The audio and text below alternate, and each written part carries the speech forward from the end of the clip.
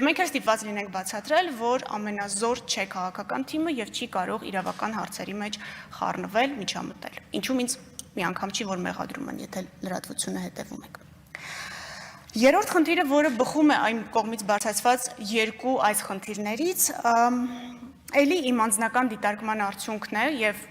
շատ են ինձ հետ վիճում նաեւ իմ գործընկերները, ոչ միայն դատախազները։ Ես ասում եմ, որ մենք այլևս իրավունք չունենք գործի վերաբերյալ տեղեկատվություն ստանալու, այսպես ասած հանցագործության հաղորդման մասին իմանալու բացառապես վերբալ ապացույցներից կամ տուժողների բողոքներից։ Մենք կարծես ամբողջ այս քրեադատավարական մեխանիզմը, շատ պատկերավոր ասած, ծանրացնում ենք տուժողի կամ վկայի ուսերին։ Ասում ենք արի ցուցմունք տուր։ Լավագույն դեպքում առաջարկում ենք պաշտպանություն։ Պաշտպանությունը էլի ֆորմալ պաշտպանություն, հա, անվտանգային նկատառումներով։ Բայց 21-րդ դարում, երբ մեր ամբողջ սոցիալական կենսագործունեությունը թողնում է փաստաթղթավորված հետքեր, հիշեք առավոտից մինչ ազգային ժողովի շենք ձեր հասնելու գործընթացը, ձեր բոլոր վճարումները, ձեր բոլոր հեռախոսազանգերը, ամեն ինչը իրավաբանորեն փաստաթղթավորված, իրական կամ վիրտուալ գործընթաց է։ Եվ այս պայմաններում պահանջել, որպեսզի անձը ինքը գա եւ ստանձնի բեռ հանցագործության մասին մեզ հայտնելու կամ այդ հանցագործության արդյունավետ հաջողված քննություն ապահովելու իմ կարծիքով արդեն հին է, ժամանակավրեպ է եւ պետք է այդ մոտեցումից հրաժարվել։ Ճիշտ է, վերբալ ապացույցները կարեւոր են, բայց վերբալ ապացույցները գնալով պետք է նվազեն քրեադատավարական մեխանիզմների մեջ, տեղը զիջելով փաստաթղթավորված գործունեությանը։ Իսկ դրա համար եւ իրավական առումով եւ նաեւ տեխնոլոգիայի առումով ամեն ինչ արվում է։ Նու խոսքը չի գնում իհարկե չարաշահումների մասին, ենթադրում եմ, խոսքիցս հասկանալի է, որ օրենքով կարգավորված գործընթացների մասին է խոսքը։ Չորրորդ խնդիրը, որի մասին կցանկանայի խոսել, վերաբերում է համագործակցված աշխատանքի պակասին։ Լինում են իրավիճակներ, երբ քննիչը, էլի սուբյեկտային կազմով ասեմ, եւ դատախազը պարզապես իրար հետ չեն շփվում, չեն խոսում։ Հասարակ մարդկային ամենամեծ կարողությունը, որ մեզ տված է, չեն օգտագործում։ Եվ դա վերածվում է մի հատ երկար փաստաթղթաբանության արդյունքում խոցելի վիճակի մեջ դնելով տուժողին։ Տուժողը ստիպված է այս երկու գերատեսչությունների թղթաբանության մեջ անընդհատ փնտրել իր հարցերի պատասխանը, փնտրելու համար վարձել փաստաբան, փաստաբանի համար վճարել, ու այսպես անընդհատ հայտնվել տեղապտույտի մեջ, մինչև կհոգնի, վատագույն դեպքում։ Լավագույն դեպքում կհասնի մարդու իրավունքների եվրոպական դատարան։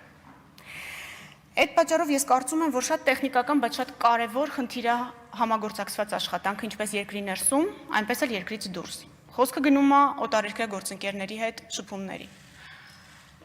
Եվ այս առումով ոչ միայն ֆորմալ հանդիպումները, այլև մասնագիտական քննարկումներն եմ ես կարևորում, որովհետև մենք գործ ունենք այսօր շատ ավելի պրոֆեսիոնալ հանցավորության հետ, սպիտակ օձիքների հանցավորությունն այսօր դառնում է գրեթե իդեալական, հա, հաշվարկային մակարդակի, ֆինանսական, մաթեմատիկական, անալիտիկ, եւ այս առումով նախաքննությունը կարծես հետ է ընկնում։ Տեխնիկապես կարծում եմ սա հնարավոր է, ընդհանրապես կամք ու ցանկություն է պետք նոր բան սովորելու եւ որակի առումով զարգանալու։ Եթե այսօր մենք խոսում ենք միջազգային մեր գործընկերների կամ օտարերկրյա գործընկերների հետ համագործակցության մասին, մենք խոսում ենք փողերի լվացման մասին, մենք խոսում ենք թմրատրաֆիկի մասին, մենք խոսում ենք այս սպիտակ օձիքների հանցավորության մասին, պարզաբանը ինչի եմ ասում սպիտակ օձիքների հանցավորություն, որովհետև դրանք հիմնականում շատ բարձր պաշտոններ զբաղեցնող անձանց կողմից կատարվող ֆինանսական չարաշահումներն են։ Խոսքը վերաբերում է եւ պետական մարմիններում եւ առևտրային կազմակերպություններում բարձր պաշտոններ զբաղեցնող անձանց։ Այս առումով կցանկանայի շեշտադրել մի կարևոր հանգամանք, որը վերաբերում է էլի գուցե տեխնիկական հնչի առաջին հայացքից կամ մի քիչ ավելի ռետորական հնչի։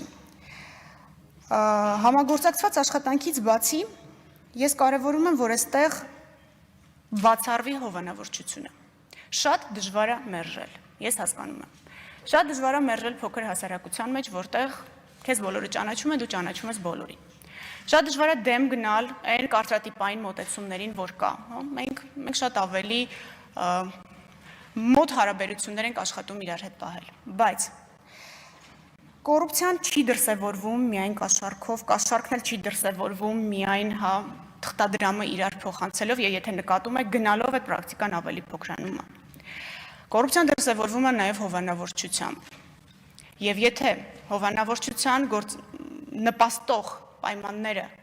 չհաղթահարվեն, սա լուրջ մարտահրավեր է օրենքի գերակայությանը, ինչն էլ իր հերթին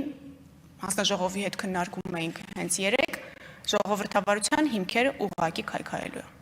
Խոսել ժողովրդավարության մասին առանց օրենքի գերակայության եւ խոսել օրենքի գերակայության մասին ունենալով արտոնյալներ ու հովանավորչություն, ինձ թվում է շատ ֆանտաստիկ դատողություններ են։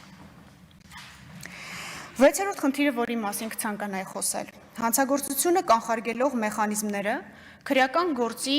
հարուցման եւ քննության ֆորմալ մեխանիզմներով փոխարինումն է։ Խմբակցության հետ հանդիպման ժամանակ երկու անգամ հնչեց, եթե չեմ սխալվում, եւ Տիկին Բաթոյանը բարձրացրեց այդ հարցը եւ պարոն Թորոսյանը ընտանեկան բռնության հետ կապված խնդիրը։ Ոչ միայն ընտանեկան բռնության, այլև առօրյա մարդկանց հետապնդումների եւ մարդկանց համար ոչ ցանկալի շփումների խնդրին։ Անձը գնում է ոստիկանություն, ասում է ինձ հետապնդում են։ Ոստիկանությունն ասում է հիմք չունեմ քրեական գործ հարուցելու, ուղարկում է տուն։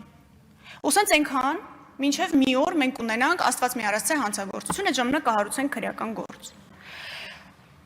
Ես կարծում եմ, որ այստեղ խնդիրը կանում է նրանում, որ կանխարգելման մեխանիզմն աշխատելու փոխարեն սկսում է աշխատել շատ ավելի ծանր ու թանկ մի մեխանիզմ, որը կոչվում է քրեական գործ։ Քրեական գործ բառը հեշտ արտասանում ենք, բայց դա շատ թանկ է նստում մեր հարկատուների վրա։ Ցանկացած փաստաթուղթ, որը ներառված է քրեական գործի մեջ, ձևավորվում է մեր հարկատուների հաշվին։ Եվ առանց պատշաճ կանխարգելման մեխանիզմների խոսել քրեական քաղաքականության մասին, ելի կարծում եմ ժամանակավրեպ է։ Ամենաթարմ օրինակը բերեմ, մի քանի օր առաջ համացանցում ինչ-որ տեսանյութ է պտտվում եւ հաշվի առնելով նաեւ իմ թեկնածությունը, երևի ով չալարեց այդ տեսանյութն ուղարկեց ինձ ու հարցրեց, իսկ ինչ է հնարավոր անել։ Երևի տեսել եք, հա, որ կնոջ դուռը թակում է անդամ։ Զուտ հետաքրքրության համար հարցնում եմ, ասում եմ, իսկ ինչ որ ընթացակարգեր կան, ասում են 4 թե 5 հարուցված քրեական գործ կա, ասում եմ եւ այդ 4 կամ 5 հարուցված քրեական գործը կանխել այդ մուրճով այդ դրանը խփելը ոչ։ Այսինքն մենք սխալ ենք անում։ Մենք մաղով ջուր ենք կրում։ Վերջին չչարաշահելով ձեր համբերությունը 7-րդ խնդիրը, որի մասին կցանկանայի խոսել, եւ դա շատ սերտ փոխկապակցված է ուշացած արդարադատության հետ, դա պատժի եւ քրեական արդարադատության նկատմամբ մեր ակնկալիքներն են։ Առօրյա խոսակցական լեզվում, նույնիսկ եթե նկատեք, մենք էլ ենք տենց ասում ենք պետք է խստորեն դատապարտվի։ Ես մի անգամ չեմ լսել, դու գոնե վերջին 2 տարվա մեջ, որ մեկն ասի պետք է արդարացիորեն դատապարտվի։ Հիմա կարող ենք վիճել, որ արդարությունը շատ աբստրակտ եւ շատ փիլիսոփական կատեգորիա է, բայց թույլ տվեք չհամաձայնվել։ Քրեարևական իմաստով պատժի արդարացիությունը ունի 2 հստակ չափանիշ։ Պատիժը չպետք է լինի ուշացած, պատիժը պետք է լինի համաչափ։ Որպեսզի պատիժը չլինի ուշացած, քրեական արդարադատությունը պետք է լինի արդյունավետ, ոչ թե ֆորմալ, այլ բովանդակային, որպեսզի պատիժը լինի համաչափ, չպետք է լինի հովանավորություն։ Շատ պարզ բանաձև։ Կարող է ես մի քիչ ավելի պարզեցնում եմ գուցե խոսակցությունն ավելի հեշտ դարձնելու համար, իրավական տերմիններով չծանրաբեռնելու համար, բայց ըստ էության երևույթի իմ կարծիքով խնդիրները թաքնված են հենց այդտեղ։